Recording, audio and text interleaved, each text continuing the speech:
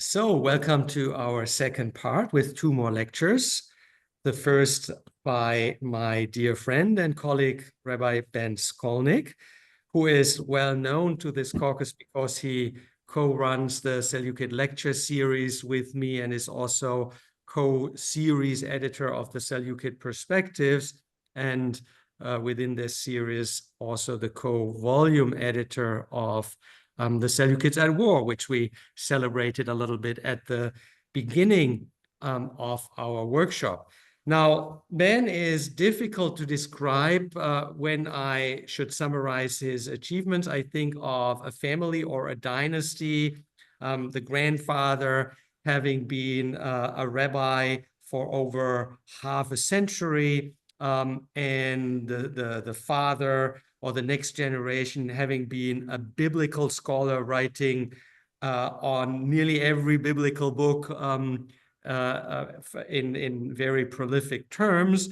And then the son or grandson, that is the Rabbi who is now with us, having been so fascinated by the Maccabean revolt or the conflict between the Judeans and Antiochus, and everything that politically and culturally and religiously stemmed from it, that he has been working immensely on trying to tease out, trying to understand this conflict. So he's been working on the book of Daniel, the first and second book of Maccabees in particular, but expanding from there also in the into the history of the Middle Seleucids.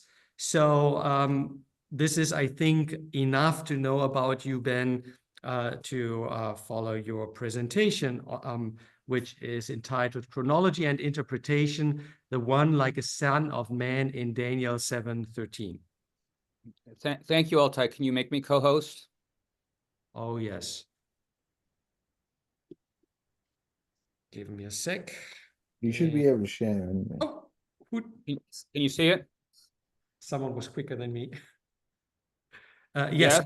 we do. Okay, so thank you to Altay and to Rolf and to all who organized this. I wish I could have been there, but I do have a day job, and so I have to do that. So this is called Chronology Interpretation, as Altay just said, the one like a son of man in Daniel 7:13. In Seleukid Perspectives 3, that is the next volume we're working on, Jewish responses to Seleukid Rule. Hold on. We hope to explore, among other things, how chronology is essential in the analysis of the Jewish texts of the Seleukid era. The tumultuous events that occurred in Judea in the 160s BCE, including the Antiochene persecution and the Maccabean revolution, are described in the book of Daniel, 1st Maccabees, and 2nd Maccabees. The greatest difficulties in establishing the chronology of these years rise from the texts themselves. 4 examples are the Daniel 7-12, 2nd Maccabees 5 and 10-12, and perhaps 1 Maccabees 5 have been de-chronologized and arranged out of sequence. Still, we have secure dates with which we can draw a line between the texts that know about the death of Antiochus IV and the restoration of the temple and those that do not. One of the hallmarks of these activities that we're doing in the Seleukid field are not only emphasizing chronology, but also emphasizing collaboration.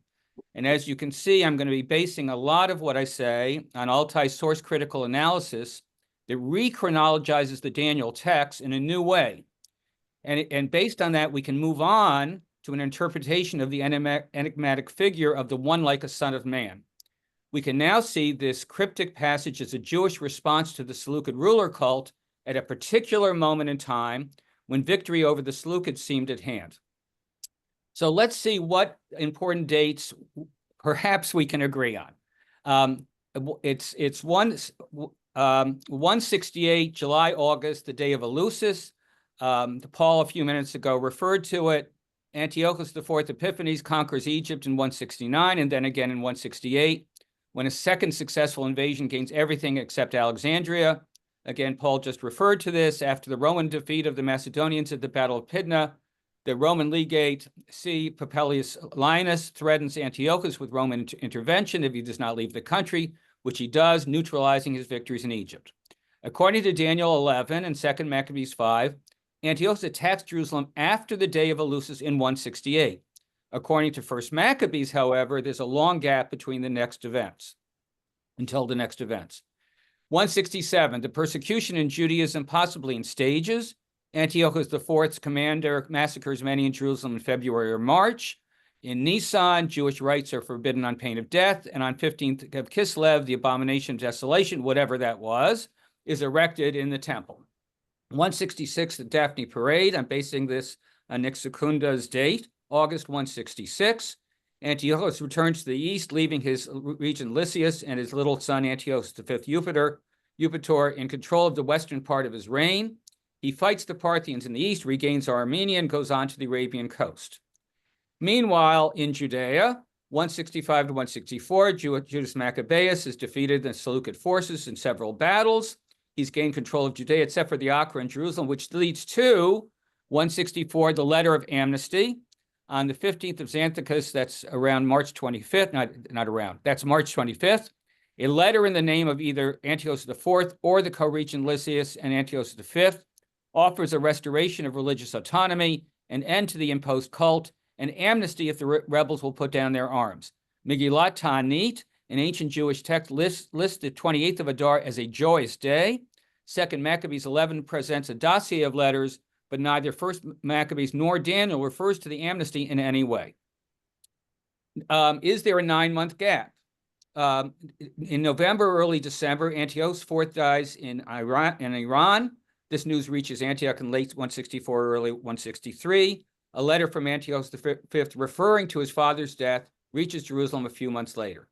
The rededication of the temple on the 15th of Kislev, 3 years after its desecration. Judah tears down the abomination of desolation and reconsecrates the temple. This may be what Daniel 8:14 sees as 1150 days after the desecration of the temple on 15th in Kislev 167. What I'm saying is a possible 9-month gap is between that letter of amnesty and the rededication of the temple. I'll come back to that in a second. And then 164, 163, there's anti-Jewish violence exploding in surrounding areas. Judas responds and wins victories there too. So there are 3 major problems in what I just outlined. First, there seems to be a 1.5-year gap between the day of Eleusis and the persecution of Judaism in 168, 167, posing a question about the reason for the persecution. In other words, if you have Eric Gruen with his famous theory that after the day of Eleusis, Antiochus IV comes back to Judea, and in order to show his power to his realm, persecutes Judaism, why is there a 1.5-year gap between those two things? A close reading of 2 Maccabees 5 may lead us to an understanding of what Richard Wenghofer calls, or might call, the role of the Jerusalem street in provoking the anomalous religious persecution. And again, there seems to be a 9-month gap in 164 between the letter of amnesty and the rededication of the temple, posing the question for the reason for the delay. If the Judeans were given religious autonomy, why didn't they restore the temple immediately? What does this tell us about the motivations of the Maccabees? And a third topic is determining how the texts of Daniel 7 through 12 relate to these dates. Even with the skeleton chronology, we have secure dates with which we can draw a line between the texts that know about the death of Antiochus IV and the restoration of the temple and those that do not. So following Altay, we can re-chronologize the Daniel text in a new way and illuminate a famous exegetical problem. So here is just very quickly, I'm not going to read this. These are the 12 chapters of the book of Daniel. And the common understanding is that 1 through 6 were written earlier and 7 through 12 were written later, but I'm going to go into the second half of that in more detail.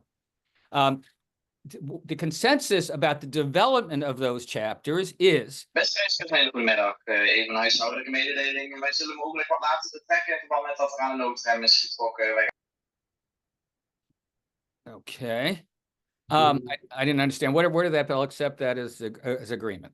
So the first stage in the development, according to the consensus of scholarship, is that since there's an Old Greek version, which is very different from the Theodotian and the Masoretic texts, these differences can be explained by saying that these chapters 4 through 6 were a unit that existed first, that developed in different ways before the other texts were combined with it. Second stage would be chapters 2 through 7. There was an introduction in Aramaic and 2 through 7 all in Aramaic. The real question here is whether Daniel 7 was part of this edition. In support is the chiastic scheme that one can see in the dream visions of 2 and 7, the friends in the fiery furnace in 3, and Daniel in the lion's den in 6, and the interpretations of a dream or handwriting on the wall in 4 and 5. The date of this edition is based on the idea that Daniel 7 was written between 169 and 167, since it clearly denounces Antiochus IV and his persecution. And then, according to the usual the consensus on the stages of development, then came the addition of the Hebrew chapters 1 and 8 through 12 to the Aramaic chapters 2 through 7.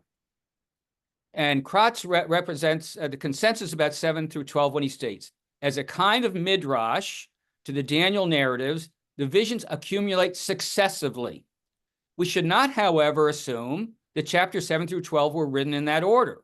Those with knowledge of biblical editing should know this, but most scholars accept the idea that there was the Aramaic 7 following the Aramaic 2:6, and the Hebrew 1 and 8 through 12 placed before and after the Aramaic 7. Altay's important recent theory, he shows that the Seleukid visions of Daniel 7 through 9 and 12:5 through 12 were formulated after the death of Antiochus IV and the reestablishment of the traditional cult in Kislev in late 164 BC. The author of Daniel 10 through 12, verses 3 through 4, on the other hand, did not know how or where Antiochus IV would die. He would die in Persia, but 1145 has him die in Judea. He will pitch his royal tents before the seas at the beautiful holy mountain, yet he will come to his end and no one will help him. Antiochus' defeat in Daniel 7 through 9 do know about Antiochus IV's death. Antiochus is the beast that will be destroyed. I looked on. Then, because of the arrogant words that the horn spoke, the beast was killed as I looked on. Its body was destroyed and it was consigned to the flames. The dominion of the other beasts was taken away, but an extension of life was given to them for a time and a season. In Daniel 7, from that kingdom, 10 kings will arise, and after them another will arise. I'm going to skip a little bit. Then the court will sit, and his dominion will be taken away and abolished for all time. In chapter 8, I'm going to read the last couple of verses. He will make great plans as Antiochus IV again, and destroy many, taking them unawares, and will rise against the chief of chiefs, but will be broken not by human hands. Daniel 9 knows of the destruction of the abomination of desolation. I'm reading the last part. For half a week, he will put a stop to the sacrifice and the meal offering. At the corner of the altar will be an appalling abomination until the decreed destruction will be poured down upon the appalling thing. Daniel 7 through 9, while claiming to be prophecies, actually reflect events that have happened. The end of the persecution, the death of Antiochus IV, and the rededication of the temple. Altay states, all of these new prophecies evoke the 7-year time frame, whereas Daniel 10 through 12, 3 through 4 does not. This 7-year period ends in late 164, early 163. The timing of the end is the central topic of Daniel 9 and 12, 5 through 13, which predict salvation after a clearly defined period of suffering. Daniel 10 through 12, however, are unconcerned with these time markers. Their relative priority to 7 through 9 and 12 is shown by where retrospective and prospective sections and fact and prophecy divide in Daniel 11, specifically between verses 39 and 40. From the latter verse on, the prophecy will prove to be incorrect. Speaking of Antiochus IV's third invasion of Egypt that never happened, this allows us to date the prophecies of Daniel 11 earlier, pre-Daphne Parade, August 166, than the retrospective prophecies of Daniel 7 through 9. So Altay states that since early in 163, the Maccabean leader Judas and Antiochus IV's heir Antiochus V finalized peace terms or a truce in which the king conceded full tolerance for the traditional Jewish cult, we can certainly exclude that the author of the early Danielic prophecies was aware of this dramatic change. The later prophecies of 7 through 9 were written to supplement and fulfill the older ones shortly after the purification of the temple on 25 Kislev 164. He points to a short period between the rededication of the temple in December 164 and the end of January 163 as the point at which 7 through 9 were written.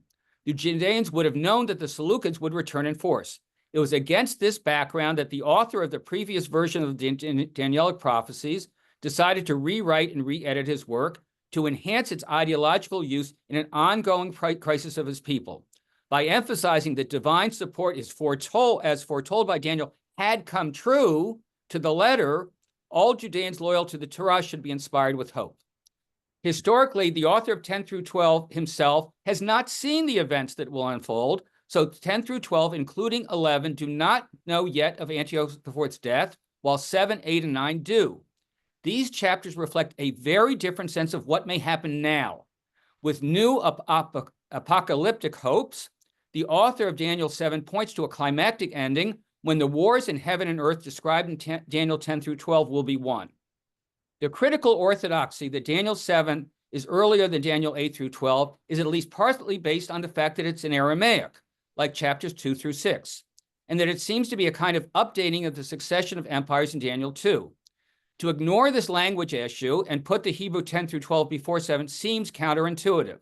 And yet, if we ignore the language differences, especially since nobody truly knows how to understand it, and read Daniel 10 through 12 before Daniel 7, based on what each chapter knows about events, much will be illuminated. Again, Altay's insights about the real chronology of the authorship of Daniel 7 through 12 will lead to a theory about the reasons for the de-chronologizing of the visions.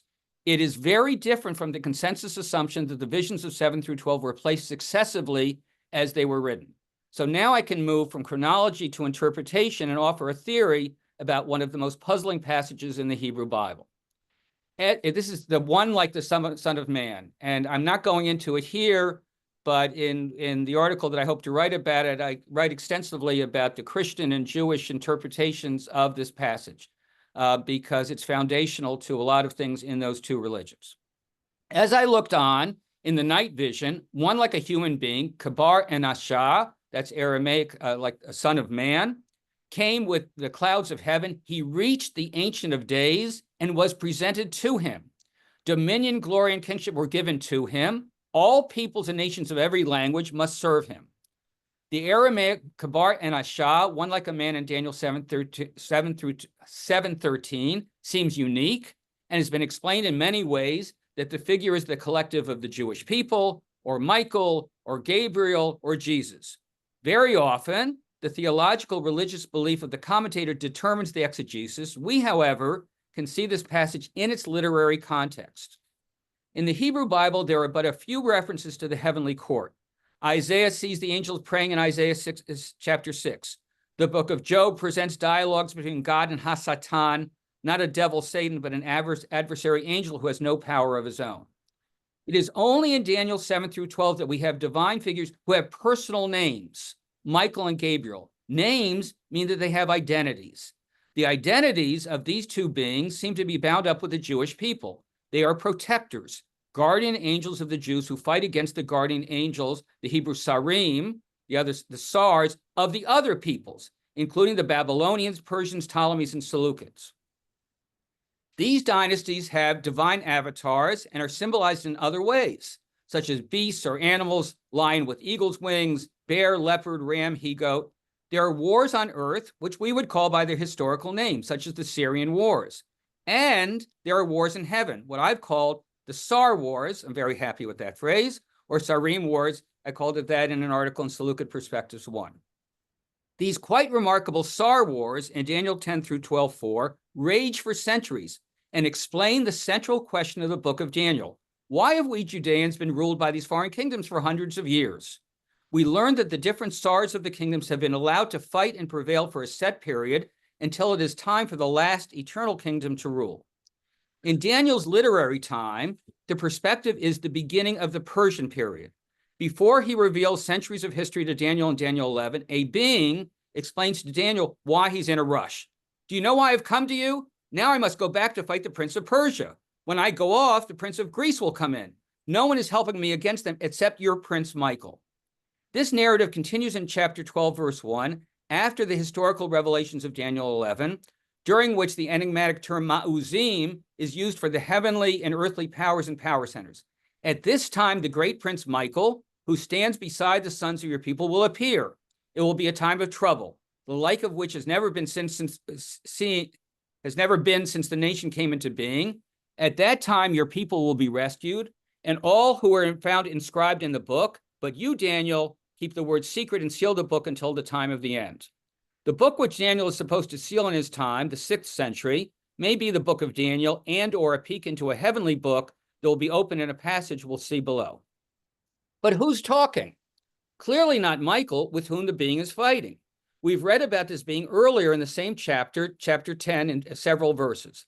I looked and saw a man dressed in linen, his loins girt in fine gold. His body was like beryl, his face had the appearance of lightning, his eyes were like flaming torches, his arms and legs had the color of burnished bronze, and the sound of his speech was like the noise of a multitude. The prince of the Persian kingdom opposed me, this being is saying, for 21 days. Now Michael, a prince of the first rank, has come to my aid after I was detained there with the kings of Persia. Then one who looked like a man. The being is not Michael, as a lot of people, including Colin, say. Again, while some think that the being is Michael, he speaks of Michael as his ally against the Persians at this point, preventing them from prevailing, and then fighting against the next power of Greece and so on.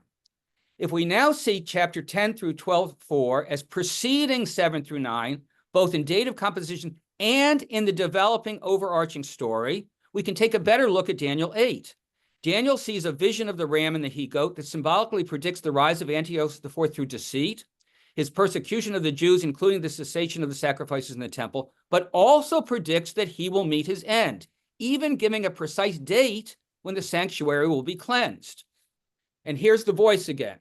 In 8:13, Daniel hears two beings talking. I heard a holy being speaking, and another holy being said to whomever it was who was speaking, now we hear a voice from the middle of the Ulai River calling out to Gabriel to explain the vision of the ram and the he-goat. I heard a human voice from the middle of the Ulai calling out, Gabriel, make that man, that's Daniel, understand the vision. Gabriel tells Daniel what the vision means. Just as we saw that Michael is not the speaker in Daniel 10 through 12, now we see that Gabriel is not the voice. In Daniel 9:21, it is Gabriel, who Daniel recognizes from the previous chapter, explaining matters to Daniel, again using a specific time frame, reinterpreting Jeremiah's 70 years of exile into 490 years for the end of the centuries of foreign rule. Daniel 8 and 9 are complementary, providing a symbolic vision and a reinterpretation of an ancient text to say the same things. The narrative of 9 is picked up by 12:5 through 12, where Daniel sees the two beings from 8 on either side of the Ulai River talking to that being who's in the middle of the river. One said to the man clothed in linen, who was above the water of the river, how long until the end of these awful things? Then I heard the man dressed in linen, who was above the water of the river, swear by the ever-living one, an ancient of days, an ancient of days. In Daniel 7, there's no need for Michael or Gabriel, for Daniel will see the great and final vision in the heavenly court.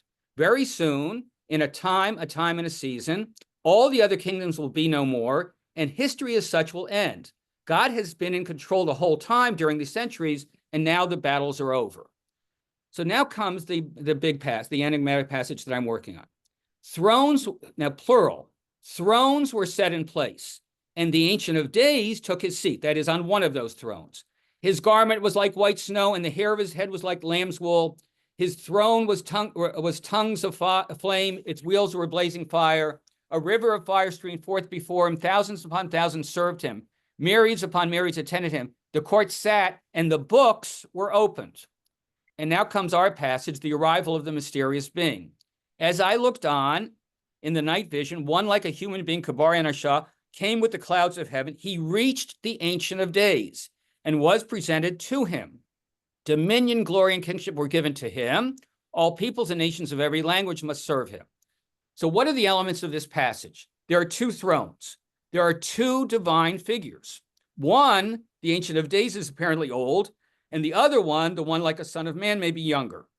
The second figure is coming with the clouds of heaven. He will sit on a throne at the right hand of God. This dramatic scene is happening now because the victory is coming. The books are opened. The final judgment is coming. The time is set and certified. It involves victory over Antiochus IV and the Seleukids. When the victory on earth will be accomplished, the righteous will rule the world forever. We've seen the second figure in Daniel 10, 8, 9, and 12. He is the mysterious speaker. He's the one in linen. He's the voice from and the hoverer over the Ulai River. Now he's gone to heaven. to take his seat on the throne next to the Ancient of Days God himself. He's not God. For in 12:7, we see him swearing by God and lifting his arms to heaven. He is not just a collective entity of the Jews, as the text seems to explain. He has fought the good fight on earth and in heaven, and he has won. This figure is divine and seems to be higher than the other angels. One can understand how he becomes foundational for Christian theology and why Jewish tradition struggles with this passage and subsumes it into thoughts about the Messiah and God's two thrones of justice and mercy. Still, these are ideological superimpositions on the text. Instead, I see this passage as a Jewish response to the particular historical situation of the 160s. The Jews lived in a world where distinctions between the divine and the human seemed to blur. At least in their monotheistic projection, the Seleukid king Antiochus IV saw himself as a god. Foreign kingdoms were powerful and seemed to have divine help. But Daniel is saying, our God will now prevail over your divinities, and our protector will sit on a throne next to God. Very soon, the succession of kingdoms will end, and we will be blessed for eternity. As hope increases because of the Maccabean victories, so does the specificity of the predictions about the timing of the end of the period of turmoil. But those specific time markers will prove to be a problem. Antiochus IV had died, and a new beginning was supposed to be at hand, but the apocalypse that the writer of Daniel 7 thought was approaching did not come to fulfillment. Judah the Maccabee died in battle, and the Seleukids remained in power over Judea for decades to come. This is why an editor, working with these texts after it became clear that the world had not changed, moved 7 through 9 to a place before 10 through 12. If the later prophecy of Daniel 7, the vision of the one like the Son of Man, would have been placed last in the order in which it was written, it would have been disproven in history and rendered hollow.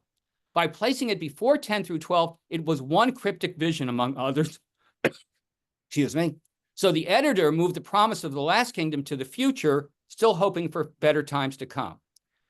Altay's insights about the real chronology of the authorship of Daniel 7 through 12 have led us to this theory about the reason for the de-chronologizing of the visions. It is very different from the consensus assumption that the visions of 7 through 12 were placed successively as they were written. The texts were rearranged in an order that does not dash hope, but keeps it alive. Even now, over 2,000 years later, the book of Daniel continues to inspire believers to trust that God is the power that someday will bring salvation. Thank you.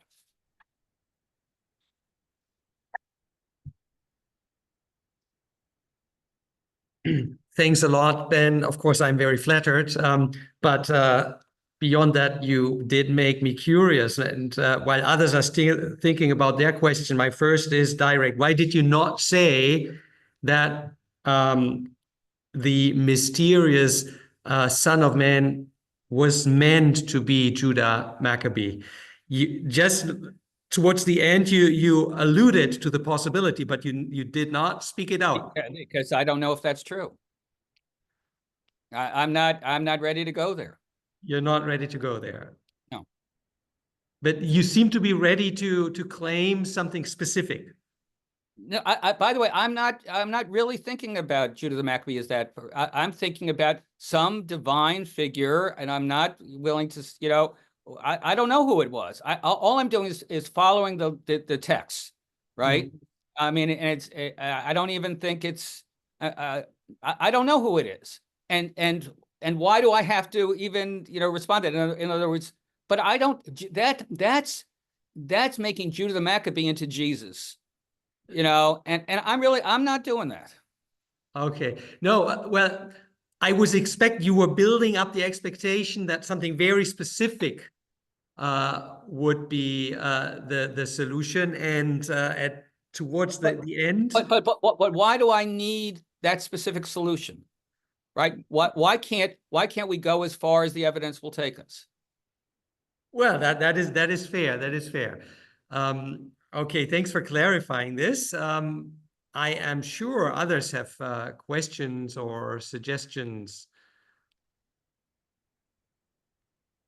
You have Oriamitai is trying to say. Hi.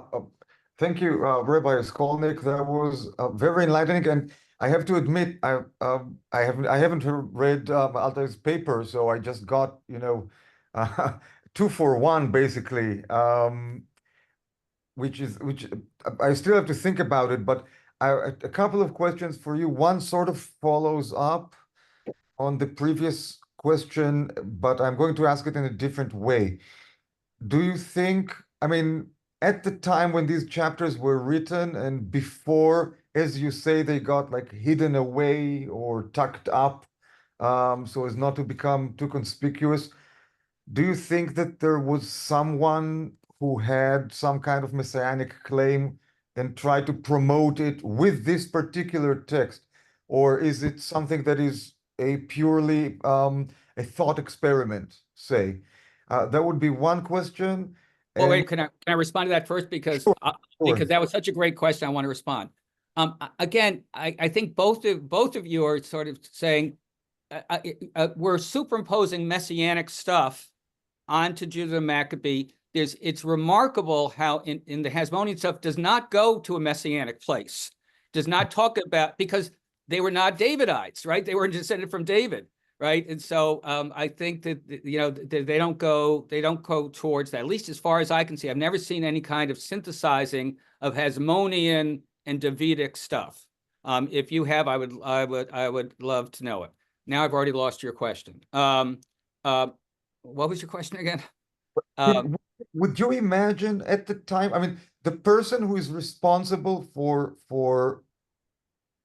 chapter 7, okay? Oh, yes. Is there a Davidic claim on the ground, do you think, or not? No, I think that's, by the way, I come from the same place you come. I get your question, but I think that's us I'm trying to say, no, I don't think so. I think I'm not feeling anything messianic about it. I think that we're so inside that world, both Jews and Christians, that I think, and that's what Altay was doing also, is trying to put that in. I'm not feeling that at all.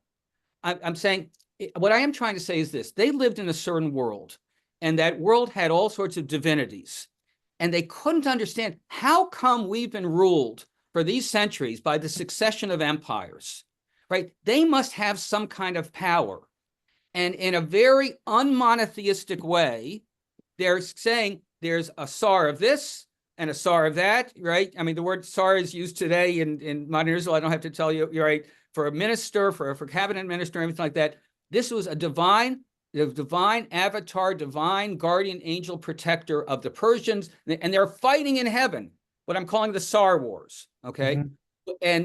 But there's some other being, and I'm not willing to say, you know, what that is, who that is, but I think it's emanating from this world of ruler cults and kings calling themselves kings, where there's this blurring, I tried to say this, of heaven and earth and divine and human and everything like that.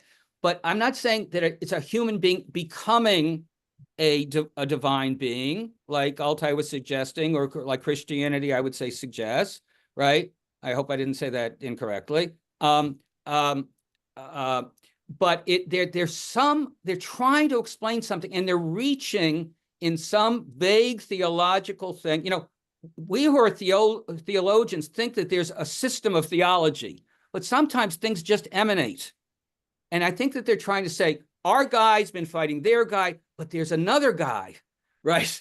There's this other divinity, and I'm not willing to pinpoint, because I'm not sure that they could have pinpointed it. But there seems to be, and this is very un-Jewish and un-rabbinical for me to say, there seems to be another almost younger God, right? I mean, I know how heretical what I'm saying is, but it's not surprising to me that Christianity would seize on this as foundational, because it sure does feel like another God. He's got a throne. He's going to sit at the right hand of God. And we can find, and you know, in the article that I have about this, you know, we can see exactly where Christian texts are derived from this passage, and you can't blame them, right? I mean, it fits. Judaism, on the other hand, has to swerve away from this. This is dangerous stuff. What do you mean, younger God who's sitting at the throne? And so, or you probably know this is where the whole idea of two thrones, of God going on the throne of justice and the throne of mercy, which becomes very important for us on the high holidays, right? That's where it comes from. And I can show you the rabbinical passage where they do this, because they're so scared of this, because this is blasphemy, right? And I think one of the reasons we're having trouble about pinpointing is I'm just being open to what the text is telling me.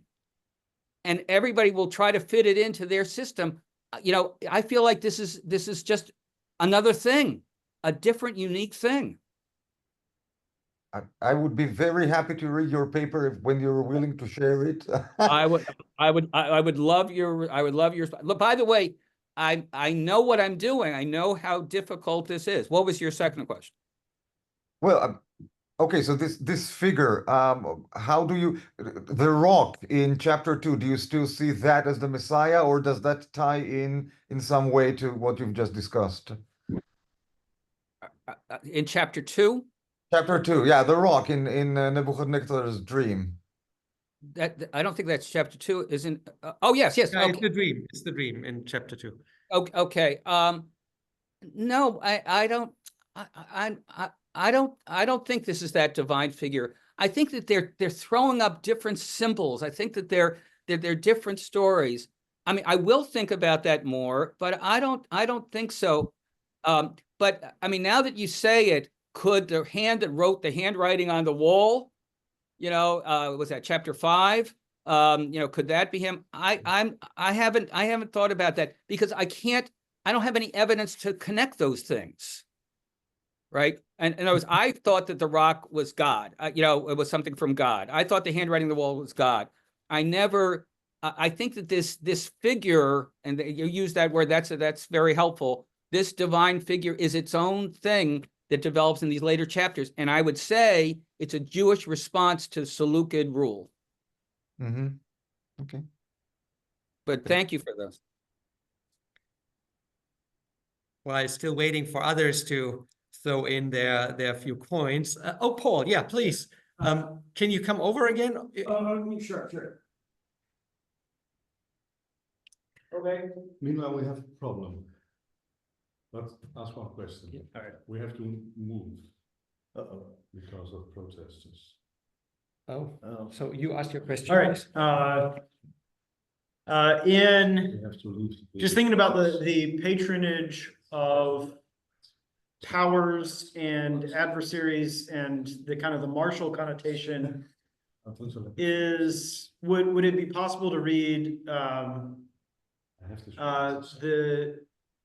the angel of the Lord in Exodus 32, and I'm using my Christian Bible. I don't know if the numbers will be the same, but Exodus 32 is the angel of the Lord, who is a patron for military conquest, adversary against adversaries.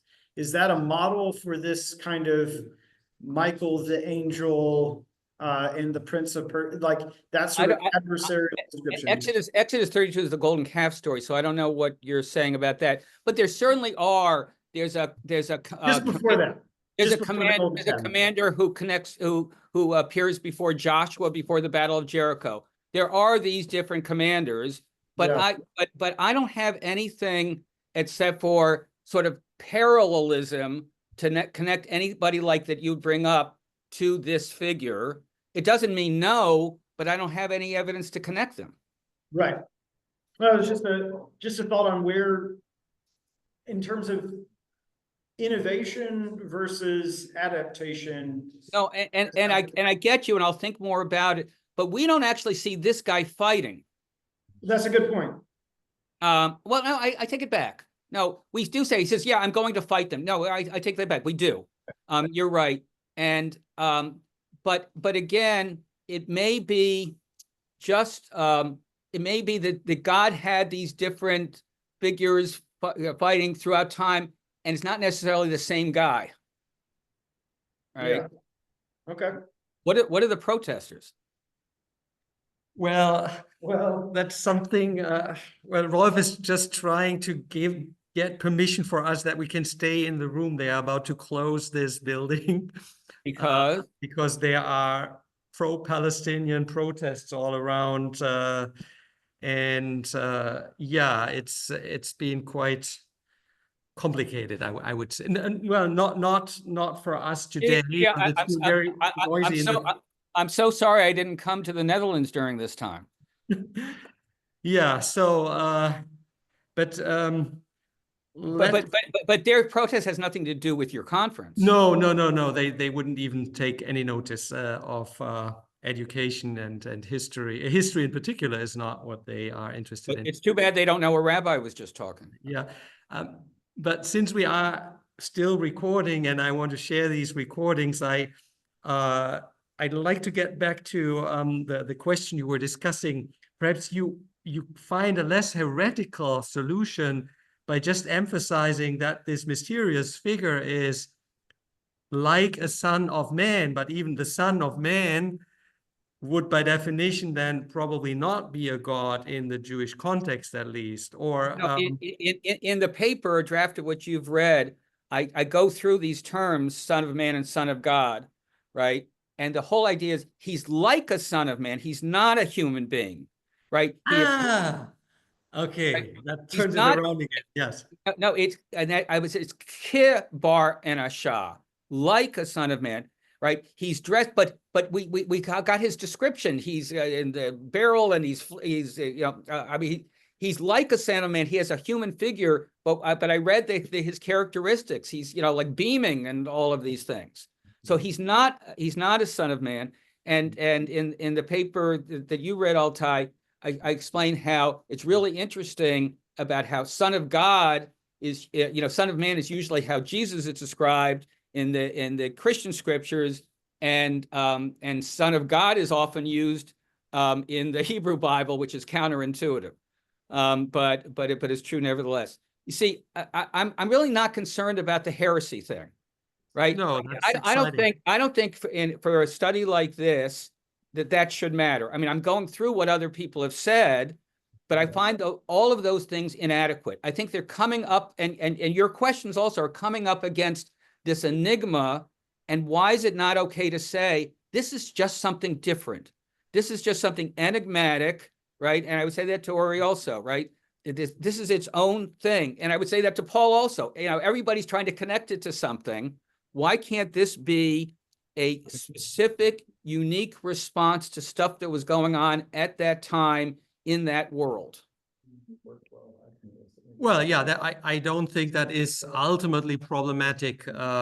And there are so many. It is symbolic, anyways. It's trying to grasp a phenomenon which is actually beyond human understanding, and trying to cope with it in some right. And that problem very specifically is why, again, this is the central question of the book of Daniel. Why have we been ruled? We're nice. We're good. We've done everything right. Why have we been oppressed by this succession of empires? And that's what these things are talking about. There's the prince of there's the Babylonian, there's the Persian, there's Alexander the Great, there's the Ptolemies, there's the Seleucids. Why has all this been happening? And so God has this huge time frame over his overarching thing, and it's explained in different ways. Okay, I am sorry. We are now being thrown out of the room, but I don't want to leave without thanking you, Ben, once again. Thank you very much. And I am